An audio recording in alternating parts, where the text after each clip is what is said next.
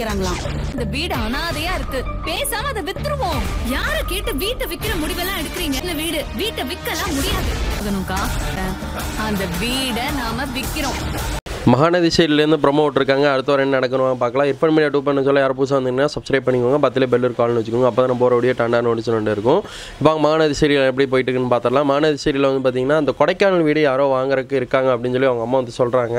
சொன்ன உடனே நம்ம காவேரி இருந்துட்டு யாரை கேட்டு இதெல்லாம் முடிவு எடுக்கிறீங்க, அப்பா வந்து கஷ்டப்பட்டு கட்டியிருக்காருல, அந்த வீடை விற்கிறக்கு என்னாலாம் வந்து இஷ்டமே இல்லை எனக்கு அப்படின்னு சொல்லி சொல்கிறாங்க.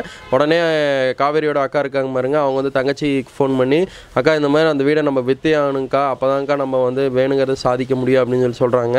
நீ கவலையே படாத, அந்த வீடு விற்று தரேன் அப்படின்னு சொல்லிட்டு இருக்காங்க. காவேரிக்கும் சொந்த அக்காவுக்கும் 2 பேருக்கு ஃபைட் வர மாதிரி தான் இந்த ப்ரோமோ வந்திருக்கு. அடுத்த வாரம் ஒரு தரமான சம்பவம் இருக்குது. இதில் விஜய் பூந்து என்ன மாதிரி விஷயம் பண்ண போகிறான்னு வெயிட் பண்ணி பார்க்கலாம். சுற்றி வர எல்லாம் உட்காந்து பேசிகிட்டு இருக்கும்போது அவங்க அம்மா தான் சொல்கிறாங்க, இந்த மாதிரி நம்ம கொடைக்கானல் வீடை யாரோ வாங்கலான்னு இருக்காங்க அப்படின்னு சொல்கிறாங்க. யாரை கேட்டு இந்த முடிவு எடுக்கிறேன்னு சொல்லி காவேரி தான் ஆரம்பிக்கிறாங்க. ஆனால் தங்கச்சி 2 கீ கொடுத்து இந்த மாதிரி விஷயம் பண்ணுறாங்க. வெயிட் பண்ணி பார்க்கலாம் அடுத்த வாரம் எந்த மாதிரி ஒரு சம்பவத்தோட மகாநதி சீரியல் போகுதுன்னு. தேங்க் ஃபார் வாட்சிங் திஸ் பை யோர்ஸ்.